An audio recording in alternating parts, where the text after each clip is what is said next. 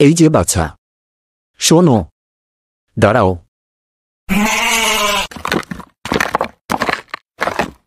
আরে বাচ্চা, তোমাকে তো আগে এই এলাকায় দেখি নাই, তো এই ভর দুপুরে ছাগল লইয়া কই যাও? দেখবেন কেমনে? আমি হলাম এই উত্তরপাড়া এলাকার জামাই। মাঝে মধ্যে এখানে আসি বিজনেসের কাজে। এখন বাজারে যাইতেছি ছাগলটারে বিক্রি করতে। বাহ, ছাগলটা বেশ সুন্দর, নাদুস নুদুস চেহারা, নায়িকাদের মতো টানা টানা চোখ। ছাগলটারে দেখলেই মনে আবেগ আসে। আরে চাচা, এমনটাই তো হওয়ার আছে। এটা আমার নিজস্ব ক্ষেতের ছাগল, টুকু। আমার নিজস্ব খামারের ছাগল। আমার শাশুড়িকে দিয়েছিলাম পালতে। এই ছাগলের যেমন রূপ তেমন গুণ। তাই নাকি? ছাগলের গুণও আছে? কি গুণ আছে এই ছাগলের? এই ছাগল তিরিং বিরিং করে নাচতে পারে, গাইতে পারে, আবার বেশ শিক্ষিত ছাগল। সামনের বছর পিএইচডি করতে আমেরিকা যাইব। মানুষের মতো কথাও বলতে পারে। আপনি শুনে নেন নিজ কানে। এই বলতো, তুই ছেলে নাকি মেয়ে? ছাগলটা আমার পছন্দ হয়েছে, শিক্ষিত ছাগল। আমি ছাগলটা নিতে চাই। আপনি ছাগলটা নিলে ঠকবেন না। এই ছাগল ভালো ইংরেজিও জানে, ফটাফট ইংরেজি বলে। এই বলতো, এপ্রিলের পর কি মাস?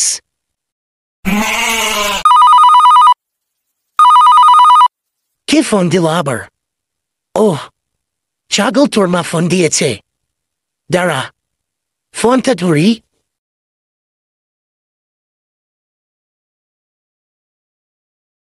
হ্যালো, ছাগল আন্টি।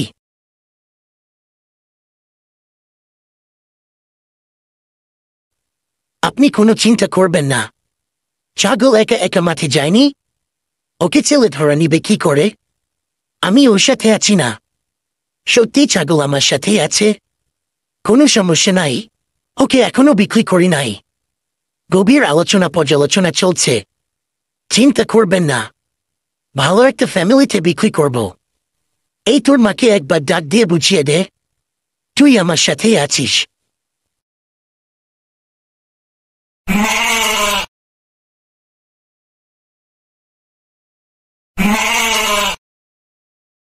চাচা, আপনাকে কখনো ছাগলকে নিয়ে চিন্তা করতে হবে না। আপনি সকালে ওকে ছেড়ে দিবেন মাঠে ঘাস খেতে। বিকেলে মাঠে গিয়ে ওকে আনার কোনো দরকার নাই। আপনি শুধু ফোন দিবেন, ও চলে আসবে। আপনার কাজ একটাই, ছাগলকে একটা আইফোন কিনে দেয়া। তো বাচ্চা, ছাগলের দামটা বলো, একেবারে কেনার মতো দাম বলো। বেশি না চাচা, একদম পানির মতো দাম, মাত্র 50,000 টাকা। দামটা একটু বেশি মনে হচ্ছে, একটু কমিয়ে দাম বলো। শিক্ষিত ছাগল, দামটা একটু বেশি হবেই। কথা তুমি ভুল বলনি বাপু। শিক্ষিত ছাগল, দাম তো একটু বেশি হবেই। ওকে আমার খুব পছন্দ হয়েছে। ওকে বাড়ি নিয়ে গেলে অত্র এলাকার মধ্যে আমার সম্মান আরও বেড়ে যাবে। ও হবে এলাকার মধ্যে একমাত্র শিক্ষিত ছাগল, আর আমি হব একমাত্র শিক্ষিত ছাগলের মালিক। এই তো চাচার বুদ্ধি খুলে গেছে। খুলে একবারে আকাশে বাতাসে উল্টাচ্ছে। আমার তো মনে হয় শিক্ষিত ছাগলের মালিক হিসেবে আপনার নাম গিনেস বুকে উঠে যাইব। কেউ ঠেকাইতে পারত না। তা বেশ বলেছ। এই নাও 50,000 টাকা আর দাও ছাগল।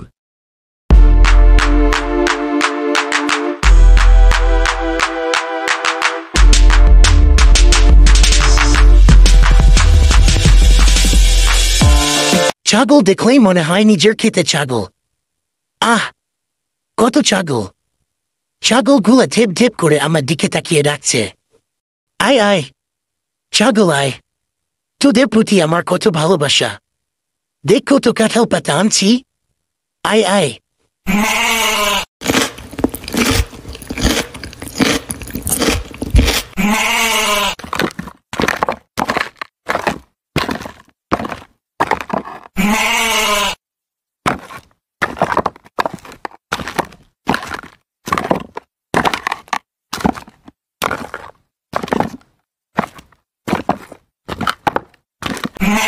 ছাগলটা কি সুন্দর আপনার পিছু পিছু যাচ্ছে।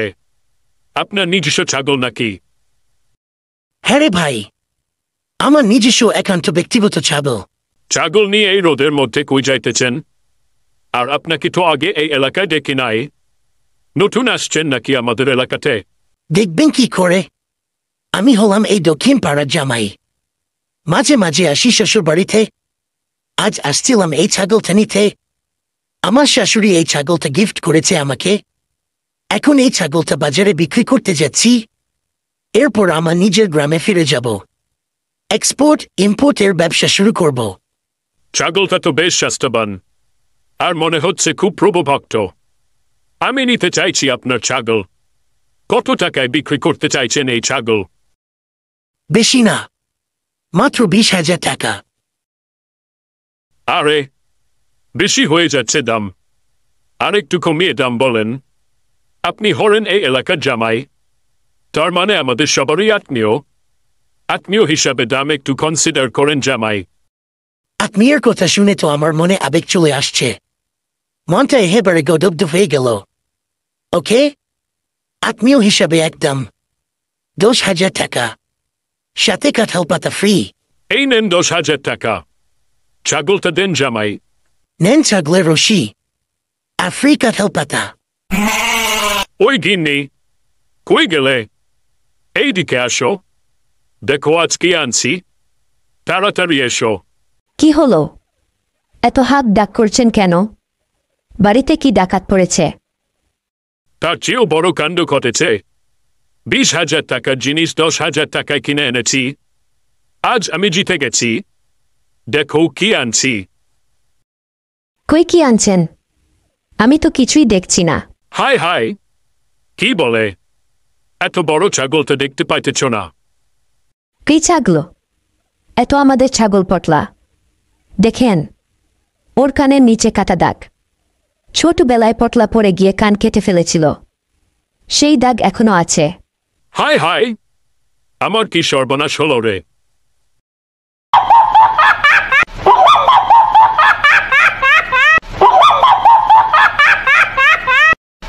প্রতিদিন আমাদের ছাগলগুলো চুরি যাচ্ছে। চুরি এখন জাতীয় সমস্যায় পরিণত হয়েছে। আমরা খুব উদ্বিগ্ন। এর একটা বিহিত করতে হবে।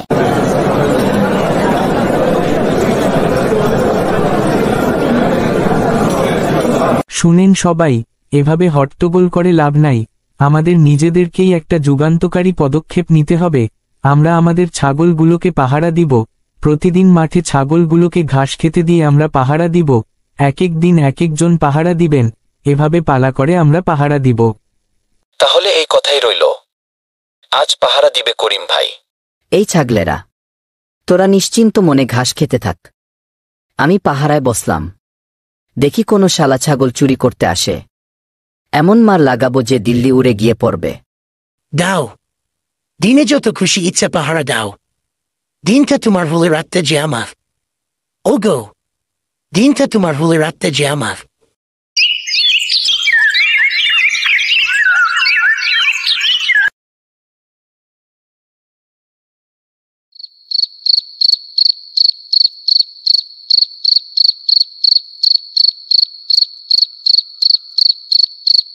চারদিকে নীরব, কাকপক্ষীটিও নাই। সবাই ঘুমে অচেতন। যাই, ওই গৃহের দিকে যাই।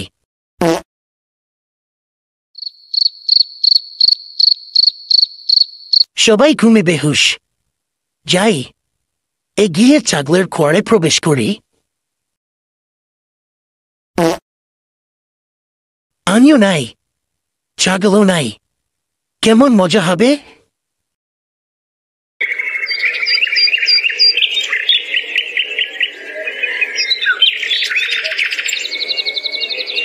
আজ ভোরে আমাদের আবার জমায়েত হতে হলো।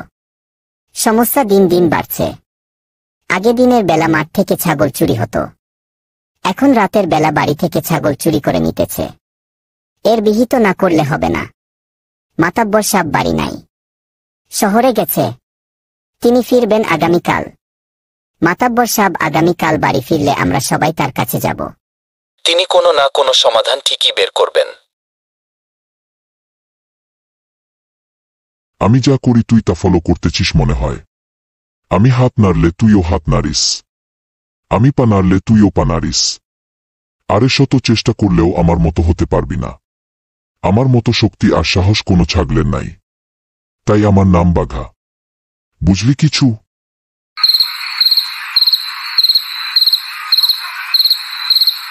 বাঘা, চোর আসছে। চিন্তা করো না ছাগলনি, আমি বাঘা হলাম ফাটাকেষ্ট।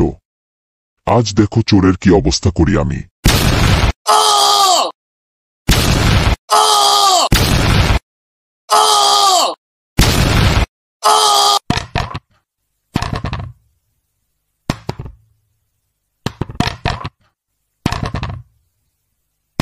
আমি আর চুরি করব না, আমার শিক্ষা হয়ে গেছে, আমাকে ছেড়ে দে।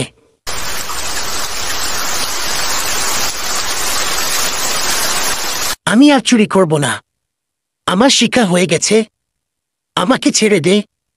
কেউ আমাকে ছাগলের লাঠিগুটো থেকে বাঁচাও, কেউ আছো কি? আমাকে বাঁচাও। আমাদের ছাগল বাঘা চোর ধরছে, সবাই এদিকে আয়, রশি নিয়ে আয় তাড়াতাড়ি।